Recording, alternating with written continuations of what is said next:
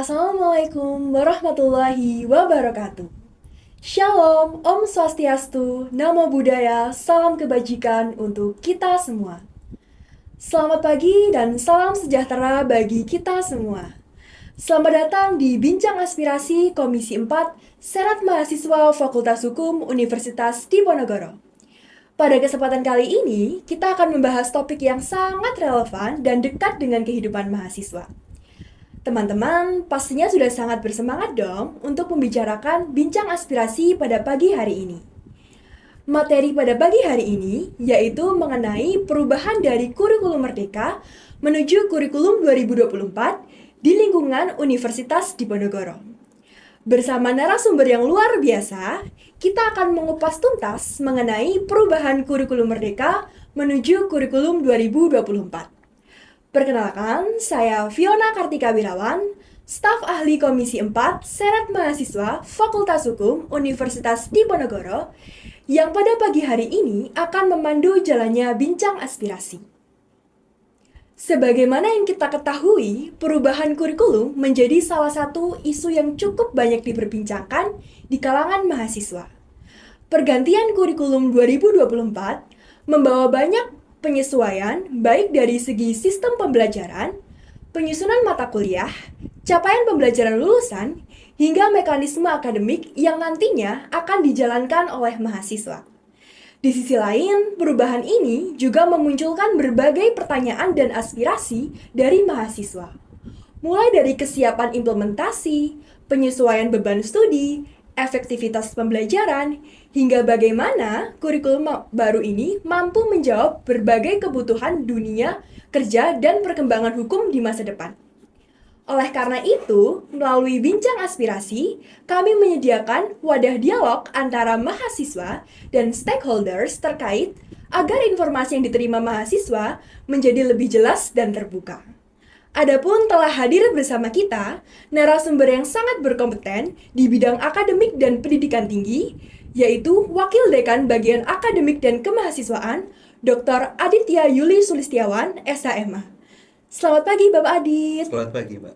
Bagaimana kabarnya Bapak? Baik, alhamdulillah hari ini sehat, luar biasa. Baik Bapak Adit, sebelum kita masuk lebih jauh ke pembahasan inti, tentunya perubahan kurikulum ini menjadi perhatian besar bagi mahasiswa Fakultas Hukum.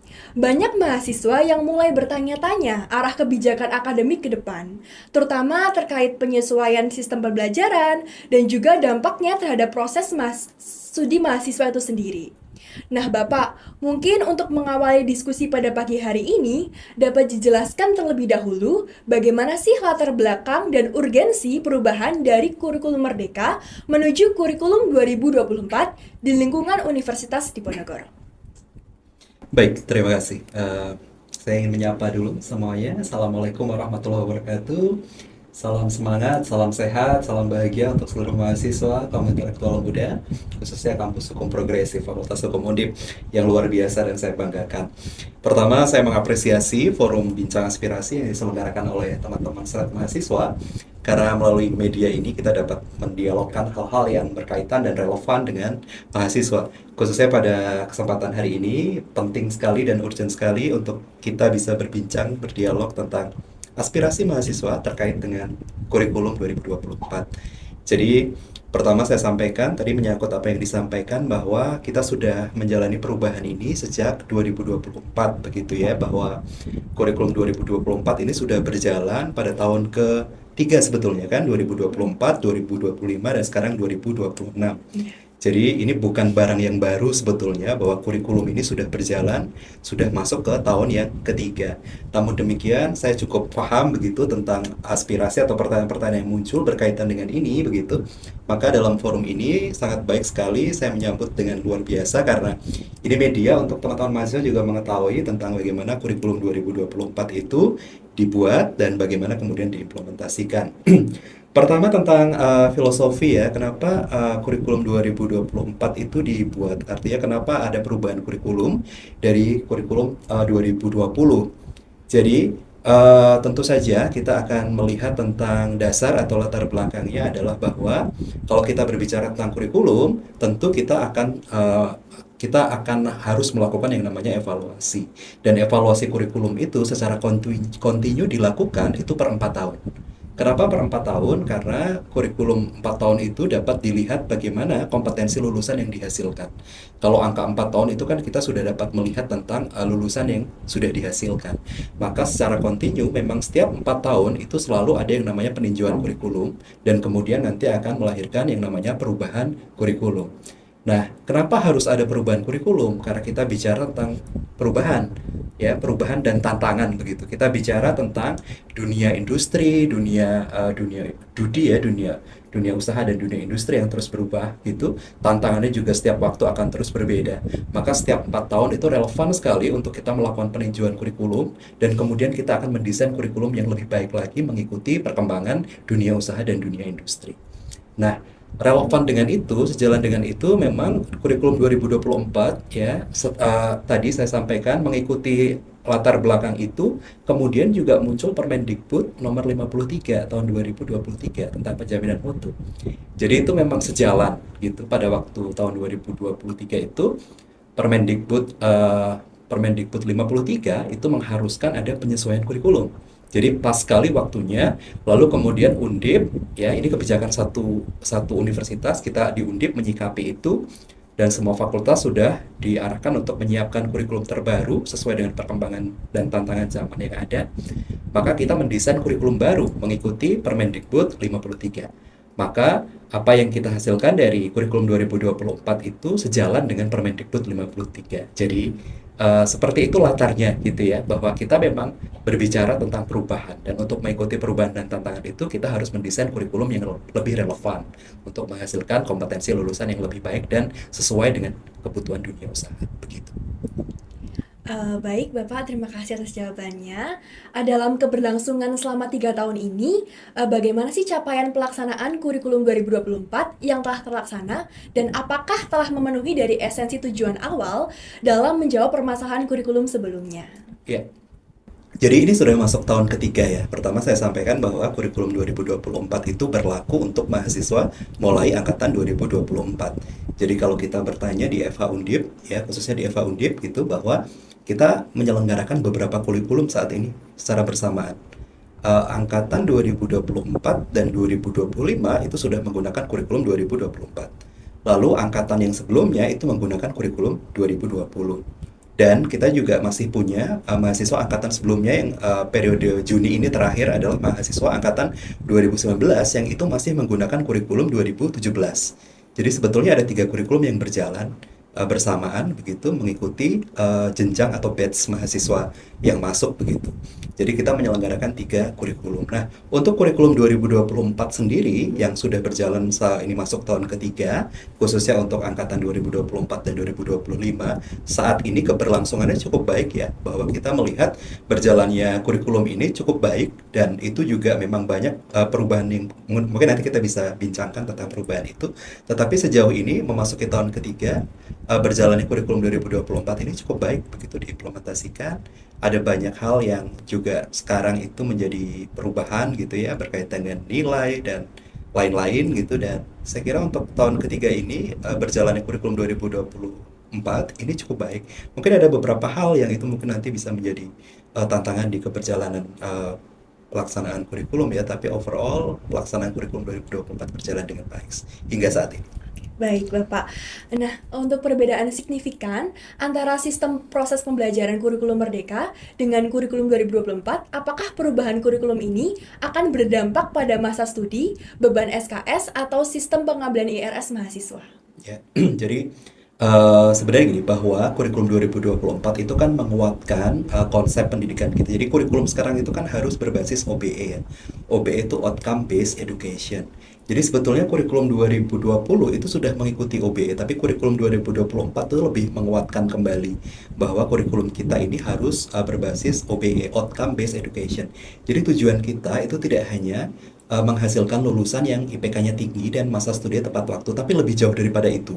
Lulusan ini harus mampu diterima dan bekerja di bidang-bidang pekerjaan yang baik, dan kita memastikan bahwa tugas kita tidak hanya mencetak mereka lulus, tapi mereka siap bersaing di dunia pekerjaan dan siap untuk digunakan gitu oleh pengguna lulusan. Jadi sampai ke sana gitu. Nah, untuk menuju ke sana, maka desain kurikulumnya juga dibuat sedemikian rupa saat ini sehingga kita melihat komponen penilaian misalnya, kemudian bagaimana pelaksanaan pembelajaran itu ya diarahkan untuk studi kasus, untuk project based learning dan lain sebagainya.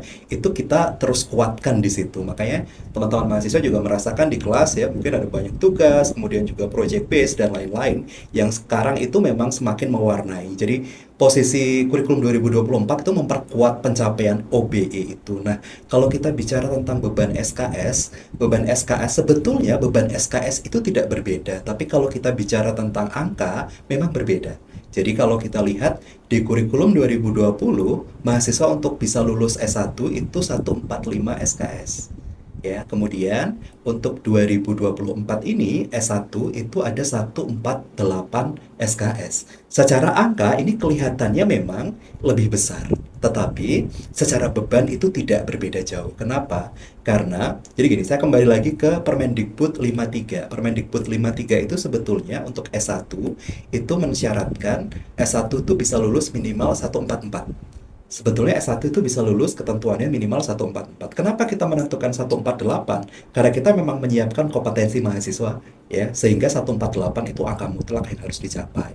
Jadi kita justru melebihi standar yang diminta gitu ya, 148. Tetapi 148 itu tidak menambah beban ya. Kenapa? Karena memang kita justru memperkuat di kurikulum 2020 yang namanya magang atau kerja praktek itu 0 SKS atau SKS-nya mengikuti tugas akhir. Jadi mata kuliahnya itu kan kerja praktek dan tugas akhir KPTA gitu ya. Nah, di kurikulum yang baru, kerja praktek itu diberi bobot SKS. Kemudian tugas akhir diberi bobot SKS. Itu terpisah. Jadi secara beban, teman-teman sebenarnya tidak merasakan beban yang jauh, tetapi justru ditegaskan bahwa posisi kerja praktek itu diberikan beban SKS dan itu lebih dihargai ya. Kemudian ini juga menjadi parameter penting bahwa mahasiswa itu wajib melaksanakan magang yang secara terukur dan ada beban SKS ya. Sehingga pelaksanaan dan evaluasi program magang ini akan jauh lebih memenuhi harapan kita untuk memenuhi kualifikasi dan kompetensi mahasiswa. Jadi itu satu. Jadi ada tambahan SKS itu dari magang.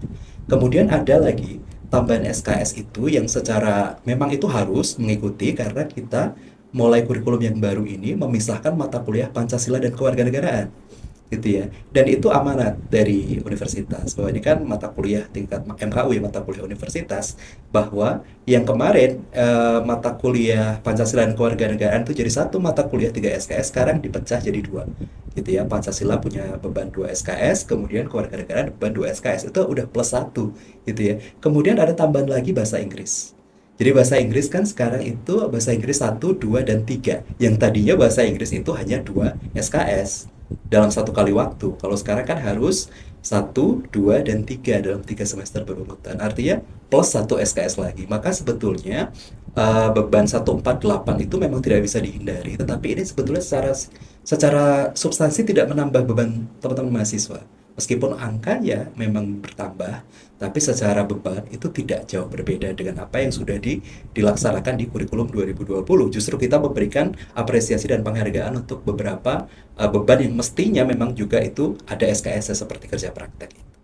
Baik Bapak, mengenai kerja praktik itu sendiri, apakah ada ketentuan di mana kita akan mendapat satu SKS tersebut? Apakah ada presentasi ataupun lain Ya, sebagainya? jadi betul bahwa kita akan mendesain yang namanya kerja praktek itu ya, nanti ada kriteria dan parameter. Nah, sekarang ini kerja praktek itu kan akan berjalan di semester 5 ke atas ya.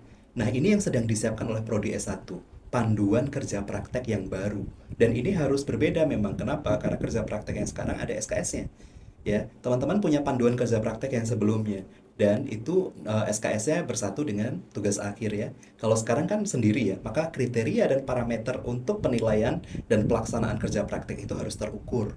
Nah, ini yang sedang disiapkan oleh Prodi. Maka panduan, kriteria, persyaratan itu teman-teman nanti akan segera ya, dapatkan informasinya itu, dan Prodi sedang menyiapkan panduan kerja praktek yang lebih terukur karena kita punya SKS untuk kerja praktek.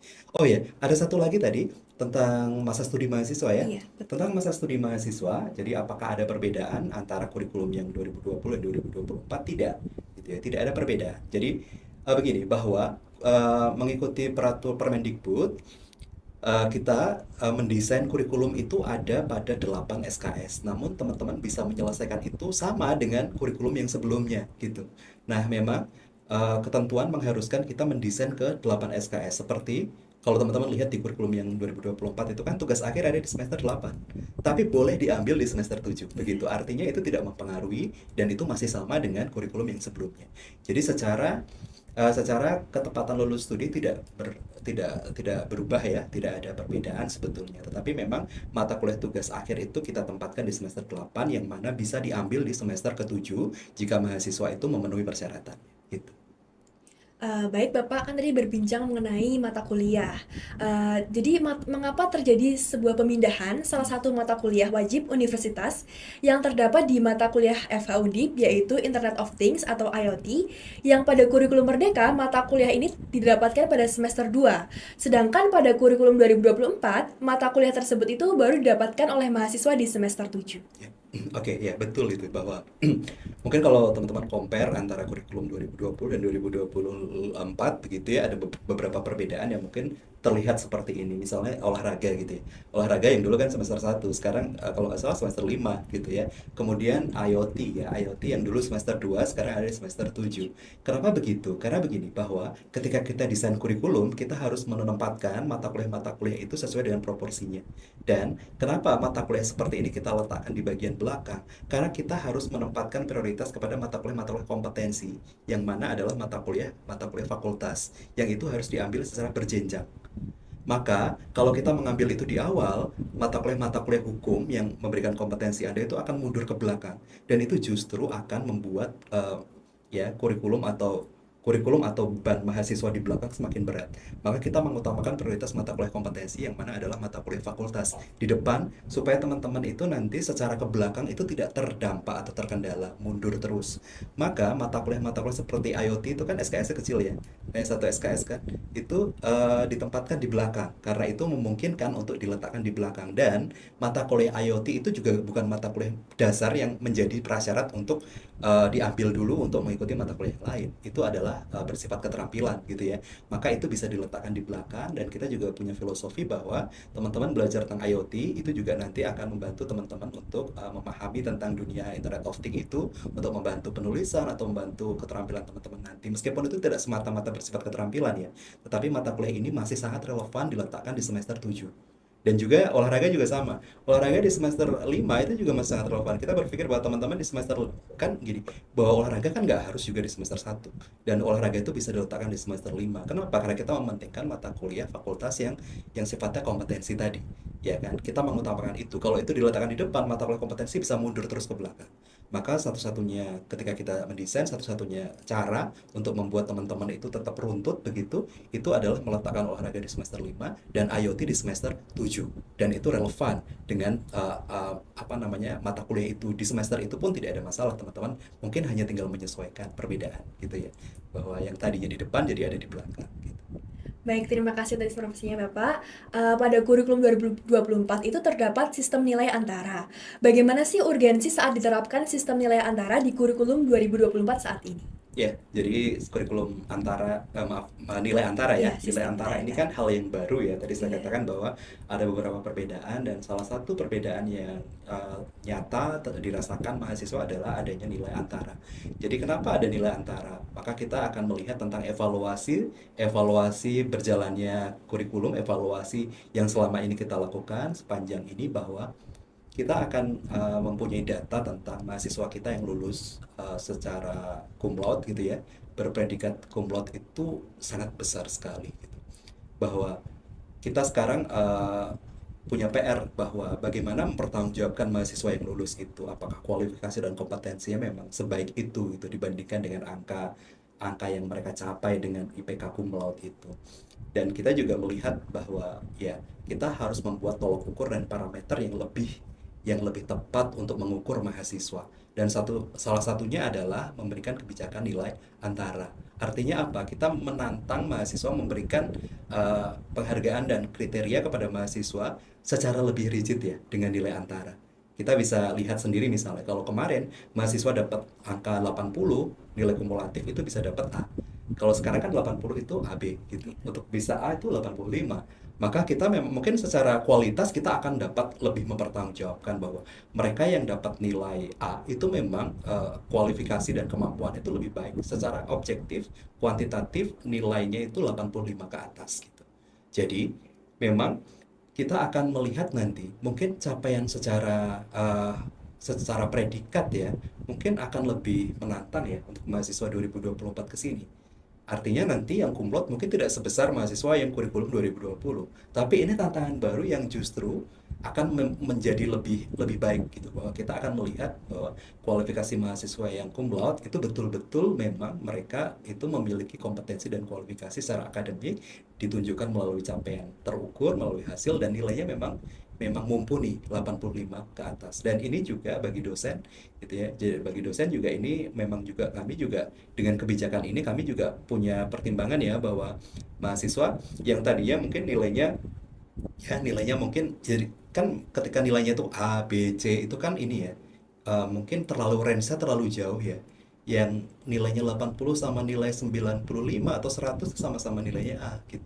Sementara itu sebetulnya tidak sebanding gitu bahwa nilai A itu ya betul-betul yang memang memang hasil secara objektif itu bagus gitu. Maka parameternya kita tingkatkan menjadi 85. Jadi ini kebijakan universitas dan bahwa kebijakan ini akan membuat kualitas akademik, kualitas pendidikan akan jauh lebih baik dan itu menjadi kebijakan yang kemudian ditelurkan di dalam peraturan rektor tentang akademik ya, tentang peraturan akademik kita di kurikulum yang baru.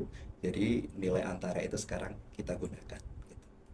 Baik, Oh, ada satu lagi ya, mungkin ini tambahan ya yang perlu saya sampaikan juga bahwa dengan kurikulum yang baru, nilai D itu juga lulus. Ini berbeda dengan kurikulum yang lama ya. Di kurikulum yang lama, nilai lulus itu C. Kalau kurikulum yang baru, nilai D itu dianggap lulus. Artinya mahasiswa tuh boleh memiliki nilai D di transkrip nilai ketika mereka lulus gitu. Tetapi yang menjadi syarat penentu adalah boleh boleh nilai D itu adalah nilai lulus tapi IPK-nya harus lebih dari 2,5. Gitu. Itu di peraturan akademik kita yang baru ya sebagaimana kurikulum kita yang baru. Jadi nilai D itu lulus di peraturan akademik yang baru. Baik, Bapak berbicara mengenai konversi dan rekognisi nilai atau capaian. Bagaimana perbedaan konversi dan rekognisi nilai atau capaian pembelajaran dalam kurikulum Merdeka dan 2024? Dalam praktiknya, apakah menjadi tantangan dalam proses implementasinya? Ya, mengenai ini ya, rekognisi ya atau Iya, konversi rekognisi. nilai ya. Jadi pertama begini, di dalam kurikulum yang baru ini kita akan lebih terukur karena kita bicara OBE ya. Maka kalau teman-teman tahu dan mengalami ketika ujian seperti yang kemarin, teman-teman di soal ujian itu ada yang namanya CPL, capaian pembelajaran lulusan, ada yang namanya CPMK, dan itu diperhitungkan bahwa ketika kita bicara pembelajaran, ya berapa persen atau perhitungan akhirnya CPL itu tercapai itu berapa. Jadi sekarang akan lebih terukur sekali. Kita mempunyai data tentang CPL dan CPMK yang dicapai di setiap mata kuliah. Itu satu. Kemudian kalau kita berbicara soal konversi atau rekognisi misalnya yang dilakukan terhadap pembelajaran di luar program studi gitu.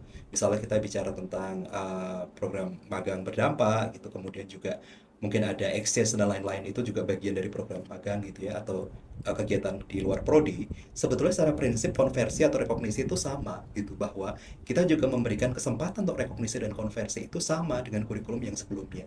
Cuman kan begini, kita bicara tentang program yang berbeda ya. Kalau di kurikulum Merdeka itu kan MBKM ya. Program MBKM itu banyak sekali gitu. Ya, banyak sekali. Di program yang baru namanya program magang berdampak itu mungkin jumlah kegiatannya tidak semasif yang sebelumnya ya. Dan saya lihat ada penurunan. Teman-teman mahasiswa juga tidak semasif dulu gitu ketika zaman MBKM ya. Teman-teman tuh banyak ikut program-program magang di luar ya. Kalau sekarang itu tidak terlalu banyak gitu. Makanya kita juga mendorong kalau teman-teman nanti lihat banyak sekali informasi-informasi tentang program magang berdampak. Dan teman-teman juga mempunyai kesempatan untuk mengikuti itu gitu. Nah, ketika teman-teman mengkhawatirkan konversi, konversi akan tetap bisa kita lakukan sepanjang kegiatan itu memiliki CPL yang sesuai dengan mata kuliah gitu. Jadi prinsipnya itu, ketika teman-teman nanti melakukan program yang memang memenuhi CPL mata kuliah, diajukan konversi melalui prodi, kita punya tim konversi dan itu bisa dikonversi atau direkognisi. Itu tetap akan kita berikan ini ya, tetap akan berikan kita betul-betul mengawal itu. Kenapa? Memang karena kita juga punya kewajiban untuk memberikan rekognisi atau konversi gitu. Kalau teman-teman mahasiswa tahu, kami di perguruan tinggi juga kami punya kewajiban untuk memberikan konversi atau rekognisi kepada mahasiswa yang melakukan kegiatan di luar gitu. Sehingga ini sejalan teman-teman juga ketika melakukan itu mendapat rekognisi, kami juga memang harus memberikan itu gitu. Tetapi kuncinya satu tadi, CPL-nya harus sesuai dengan CPL mata kuliah. Meskipun ada yang tidak sesuai, kita juga bisa memberikan konversi, tapi konversinya itu bukan terhadap mata kuliah inti, tapi mata kuliah MBKM. Kita punya mata kuliah MBKM yang bisa kita berikan sebagai nilai di transkrip. Jadi ada mata kuliah MBKM yang nanti teman-teman juga bisa dapatkan itu di transkrip. Jadi tidak melulu mata kuliah inti, mata kuliah kurikulum, tetapi juga mata kuliah MBKM. Jadi prinsipnya bahwa konversi atau rekognisi itu kita akan berikan dan itu menjadi hak teman-teman mahasiswa ketika mengikuti kegiatan di luar prodi. Jadi sepanjang teman-teman mekanismenya itu dilakukan dengan baik, pengajuan, kemudian ada bukti pengajuan hasil mereka ketika mengikuti kegiatan di luar, itu semua disertakan dengan baik, kita akan memproses. Jadi tadi saya katakan ada tim konversi, dan kita akan memberikan konversi, ada SK konversinya. Jadi beberapa teman-teman yang effort untuk itu memang mendapatkan itu gitu, tetapi memang ada banyak teman-teman yang juga tidak tidak mau repot mengurus sampai ke sana gitu, sepanjang mereka sudah mendapat benefit ya. Ketika mengikuti program mereka dapat benefit, dapat fee, dapat pengalaman dan lain-lain. Ketika balik ke kampus nggak mengajukan gitu. Maka prinsipnya kan pengajuan, dengan pengajuan kita memproses. Kalau teman-teman tidak mengajukan, kita tidak bisa proses karena kan teman-teman kan kita nggak tahu data teman-teman. Nah, meskipun kita memberikan approve misalnya ketika teman-teman mengurus pengajuan proses kegiatan itu kita di awal juga memberikan. Tapi ketika teman-teman selesai kewajibannya adalah melapor gitu dan kita akan memproses konversi seperti itu. Baik, Bapak berbicara mengenai konversi tadi, bagaimana sih mekanisme konversi SKS kegiatan MBKM seperti magang, student exchange, dan dalam kurikulum 2024? Ya, prinsipnya sama bahwa pengajuan itu diajukan ke program studi. Di website ada pengajuan konversi ya. Ada laman yang menampilkan informasi tentang konversi magang ya. Sekarang kan magang berdampak. Teman-teman di sana punya informasi tentang berkas apa saja yang harus diajukan, kemudian itu disampaikan ke prodi gitu ya. Kemudian dari prodi nanti akan disampaikan diproses sampai ke tahap tim konversi. Dari tim konversi itu nanti akan membahas kesesuaiannya dengan CPL, kemudian hasil akhirnya akan termaktub dalam SK konversi gitu. Jadi prosesnya seperti itu.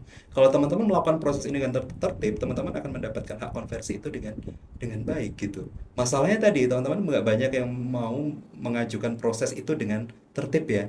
Mungkin ada yang pada akhirnya memang ini tidak berhasil terkonversi karena memang tidak tercapai CPL-nya. Kenapa? Karena data dukungnya tidak sesuai atau tidak ada laporan yang menunjukkan CPL itu tercapai gitu. Seperti itu. Sehingga teman-teman mungkin juga pada akhirnya tidak mendapatkan konversi. Tapi prinsipnya adalah semua pengajuan konversi itu akan diproses oleh program studi dan diajukan ke tim konversi. Dan kemudian persetujuan terhadap hasil dari konversi itu akan dikeluarkan yang namanya SK dekan untuk konversi nilai.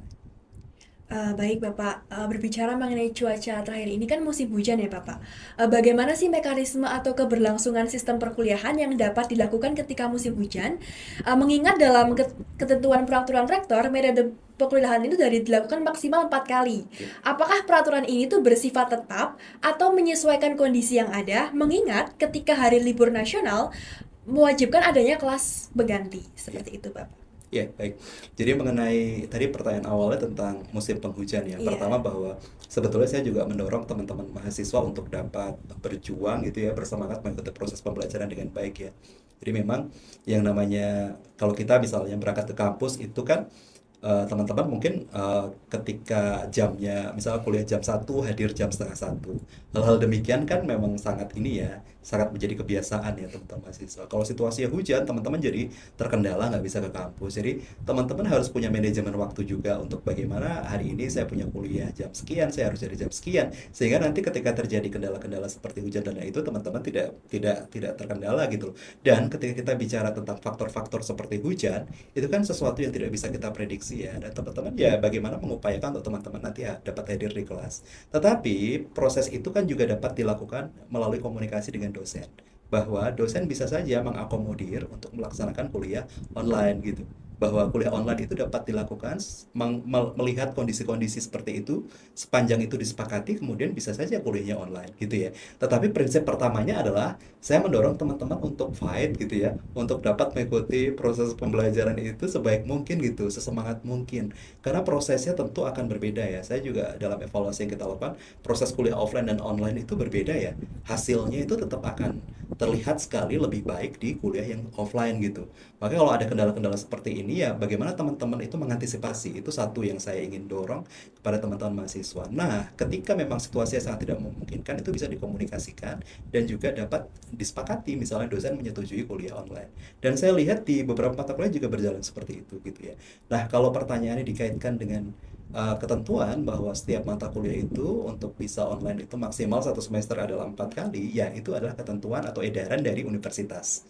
Nah, 4 kali itu kan juga mengakomodir hal-hal seperti itu, sehingga itu dapat diperhitungkan. Jadi, 4 kali itu cukup banyak ya. 4 kali itu cukup banyak. Memang edarannya menentukannya seperti itu, sehingga 4 kali itu saya pikir sudah sangat cukup mengakomodir beberapa hal terkait dengan kondisi-kondisi seperti itu. Misalnya ketika dosen memberikan kelas pengganti karena ada banyak libur gitu ya. Kemudian juga misal dosen ada kegiatan penelitian dan sebagainya yang mereka harus berjarak dan kemudian memilih kuliah online. Dan juga kondisi-kondisi seperti cuaca dan sebagainya memungkinkan saja 4 kali itu cukup luas. Kalau sepanjang praktek yang kami lakukan 4 kali itu cukup luas untuk dosen itu mempertimbangkan untuk melakukan kuliah secara online. Jadi itu edarannya memang seperti itu.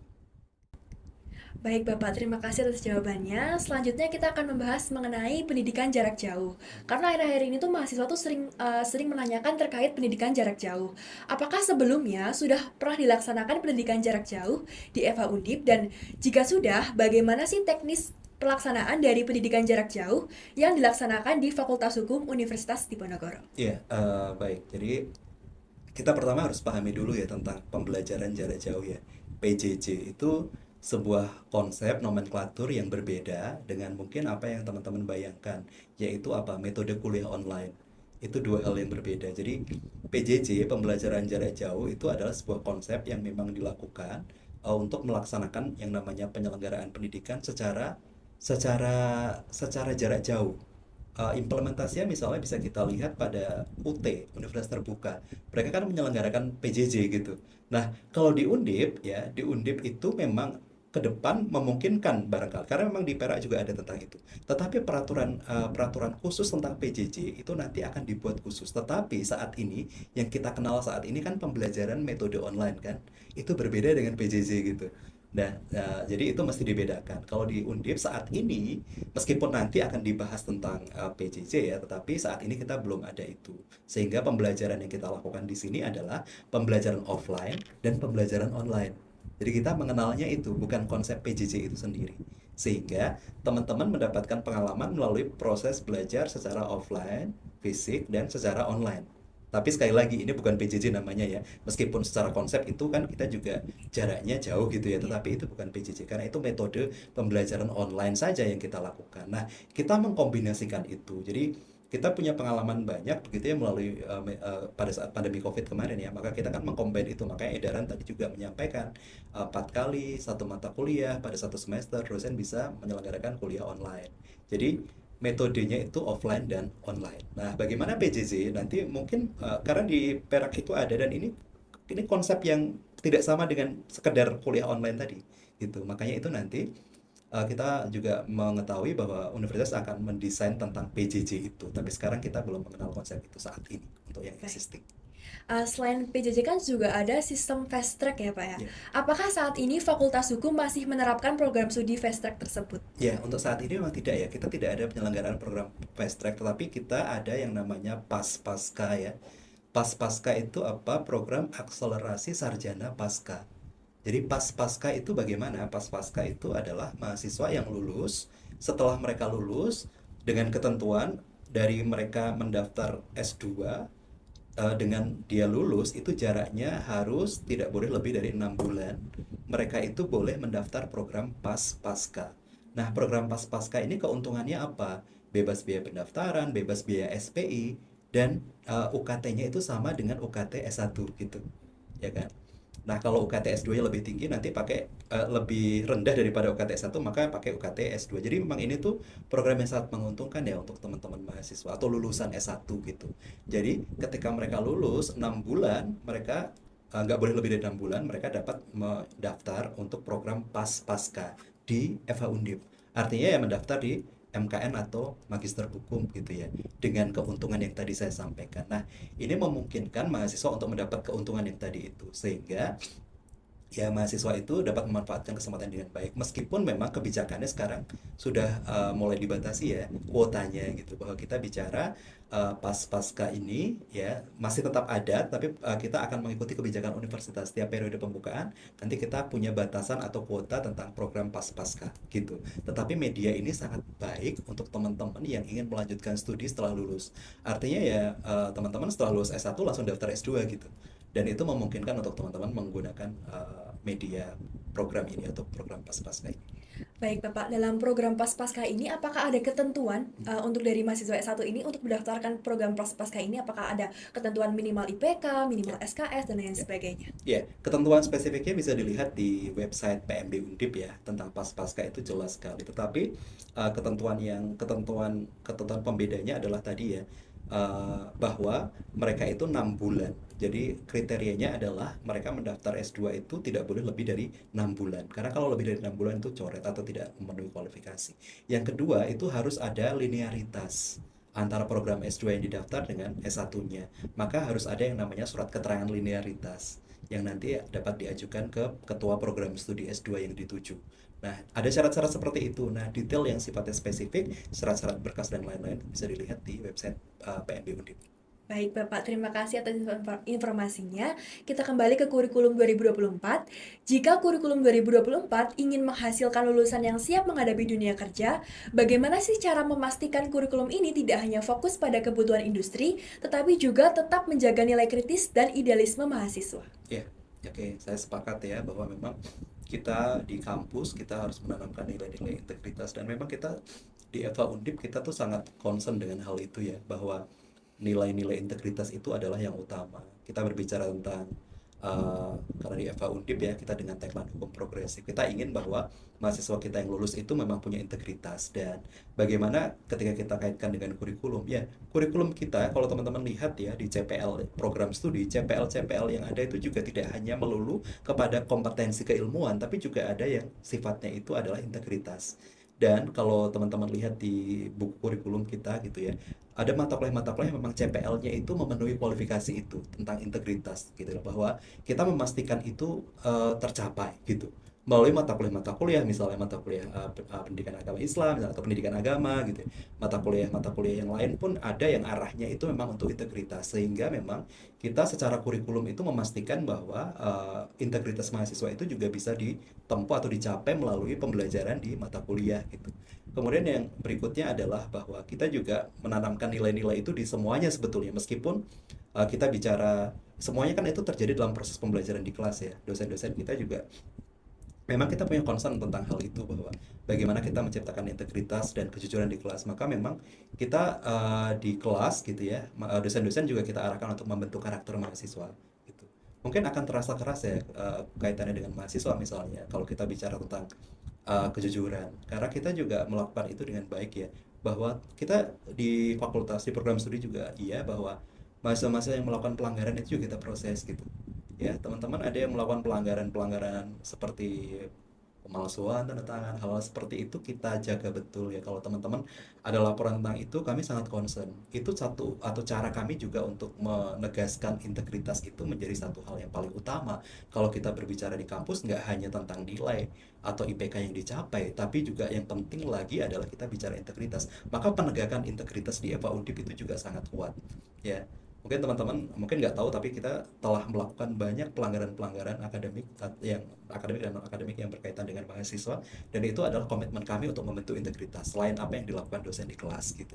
Nah, kemudian berikutnya adalah bahwa ya kita sepakat bahwa lulusan kita itu nanti mampu berkarya di dunia kerja gitu ya. Selain punya integritas yang baik, maka mereka itu siap bekerja atau siap nanti bersaing di dunia kerja. Maka kalau teman-teman lihat di kurikulum kita, kita itu juga mengkombinasikan ada yang namanya dosen-dosen praktisi ya. Jadi nggak cuma dosen-dosen dari FH Undip, tapi ada beberapa mata kuliah yang kita memang mengundang dosen-dosen praktisi. Itu juga satu upaya kami untuk membekali kemampuan praktis mahasiswa di ruang-ruang kelas gitu. Maka kita itu desain di dalam kurikulum seperti itu supaya teman-teman nanti siap ketika mereka keluar dari kampus gitu ya menjadi sarjana hukum, mereka siap untuk bersaing di dunia kerja. Baik Bapak, jika melihat dinamika pendidikan tinggi saat ini, apakah kurikulum 2024 ini bersifat final atau masih sangat mungkin mengalami perubahan kembali dalam waktu yang dekat?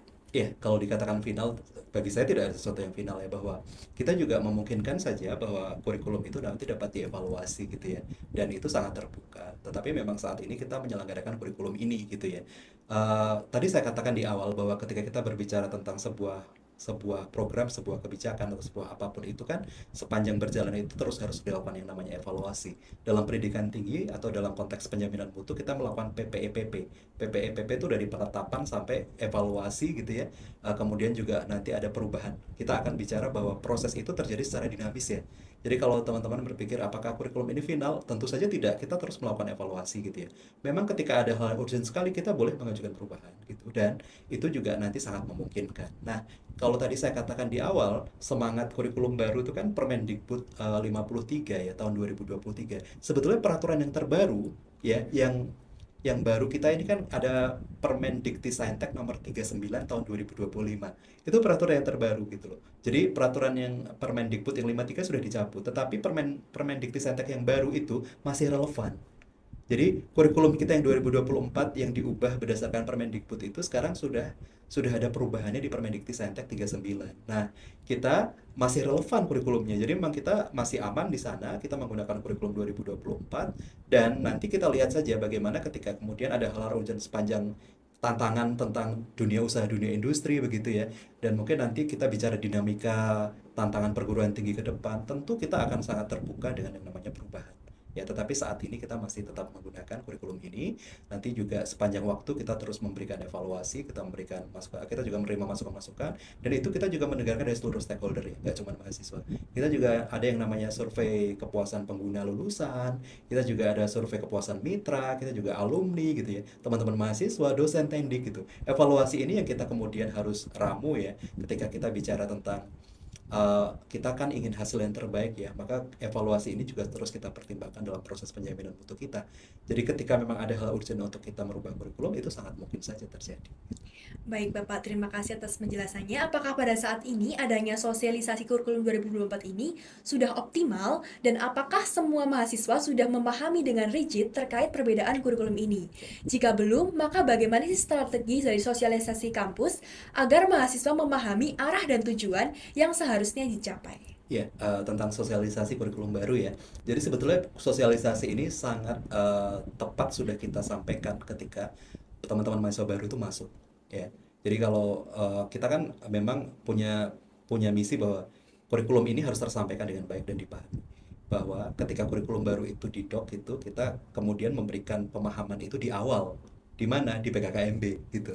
Bahkan sebelum PKKMB kita punya ruang yang namanya sosialisasi kepada orang tua mahasiswa baru. Di situ pun kita menyampaikan kepada orang tua mahasiswa baru. Tetapi spesifiknya kepada adresatnya persis adalah mahasiswa baru, per angkatan 2024 materi PKKMB itu bicara soal kurikulum 2024. Jadi itu tersampaikan langsung kepada mereka yang menjadi adresat atau mahasiswa yang terkena perubahan kurikulum ini ya. Jadi 2024, 2025 kita sudah menyampaikan itu di PKKMB. Jadi itu sudah tersampaikan semua. Pertanyaannya apakah mereka memahami? Itu pertanyaan yang tidak bisa kita ukur ya. Maka ya semacam kegiatan hari ini yang kita lakukan itu juga mungkin sangat baik gitu. Makanya saya sangat menyambut untuk kita bisa melakukan bincang aspirasi ini supaya teman-teman juga bisa mendengarkan kembali ya terkait dengan kurikulum ini gitu ya, sekalipun mereka sudah mendapatkan itu di PKKMB gitu. Nah, pada kesempatan yang lain juga kita membuka kemungkinan ya kalau teman-teman nanti membutuhkan ruang-ruang dialog atau mungkin ruang sosialisasi tentang hal ini, kita juga terbuka ya. Tetapi bahwa ruang sosialisasi itu sudah pernah kita lakukan pada saat PKKMB kepada dua angkatan yang terkena perubahan kurikulum 2024 dan 2025. Baik, Bapak. Sebagai penutup, apa pesan dari stakeholders kepada mahasiswa yang masih merasa khawatir atau skeptis terhadap perubahan kurikulum 2024 saat ini? Ya, stakeholders dalam arti mungkin kami ya Ya, sebagai dari sebagai pimpinan fakultas gitu ya, bahwa jadi saya menyampaikan bahwa teman-teman mahasiswa Fakultas Hukum Undip tidak perlu ragu ya bahwa desain kurikulum yang kita gunakan saat ini adalah desain kurikulum yang sangat matang gitu dengan pertimbangan yang sangat komprehensif, dan ini menjadi desain yang nanti diharapkan dapat mencetak kalian sebagai lulusan yang kompetitif gitu. Maka jangan ragu bahwa teman-teman berproses di sini gitu ya, mengikuti semua kegiatan pembelajaran sebagai mahasiswa dengan seoptimal mungkin, dan kita sangat percaya gitu bahwa mahasiswa FH Undip itu sangat luar biasa. Sepanjang ini saya ingin menyampaikan bahwa pada tahun ini pada anugerah capaian kinerja di universitas, Fakultas Hukum kan mendapat peringkat satu medali emas untuk fakultas dengan kelulusan tepat waktu terbaik gitu. Maka uh, ini menjadi catatan emas kita gitu loh, bahwa mahasiswa FH Undip itu memang secara akademik itu memang memang hasilnya sangat luar biasa gitu ya. Angka ini bukan angka yang tiba-tiba ada kan, ini proses yang kita lakukan di ruang-ruang kelas gitu, dan juga bagaimana kita mengimplementasikan kebijakan yang ada, teman-teman juga dengan potensinya, dengan teman-teman juga berproses dengan sebaik mungkin di dalam proses pembelajaran, dan hasilnya itu kita nikmati bahwa kita mendapatkan pengakuan sebagai fakultas yang memiliki angka ketepatan waktu terbaik gitu. Sehingga saya percaya bahwa teman-teman yang adalah mahasiswa FH Undip ini kan secara akademik itu luar biasa. Kita merasakan betul sebagai dosen, saya juga tahu persis bagaimana teman-teman mahasiswa itu di kelas itu berproses gitu ya. Keaktifan, kemudian bagaimana pemahaman teman-teman terhadap materi perkuliahan, dan memang secara objektif saya bisa mengatakan misalnya ketika saya sebagai dosen ya, hasil pembelajaran yang dicapai itu sangat baik ya, setidaknya itu dari mata kuliah saya dan juga mata kuliah yang lain yang kita evaluasi setiap semester. Jadi kita percaya semua proses ini akan membentuk teman-teman untuk menjadi lulusan yang nanti mampu berdaya saing, dan kita percaya lulusan FH Undip itu mampu berkiprah sebagai lulusan yang hebat dan sukses di suatu waktu nanti. Seperti itu. Baik Bapak, terima kasih banyak atas pemaparannya. Kami dari mahasiswa Fakultas Hukum mendapat banyak sekali wawasan dan pemahaman baru terkait perubahan dari kurikulum Merdeka menuju kurikulum 2024 di lingkungan Universitas Diponegoro melalui sesi bincang aspirasi kali ini. Semoga hadirnya bincang aspirasi kali ini dapat bermanfaat untuk kita semua, serta hadirnya kurikulum 2024 mampu menciptakan lulusan mahasiswa Universitas Diponegoro yang relevan terhadap kebutuhan masyarakat. Sekian dari saya, mohon maaf apabila terdapat kekurangan selama keberlangsungan acara. Izinkan saya menyampaikan pantun. Burung pelikan burung cendrawasih. Cukup sekian dan terima kasih. Wassalamualaikum warahmatullahi wabarakatuh. Shalom, Om Santi Santi Santi Om, Namo Buddhaya, salam kebajikan untuk kita semua.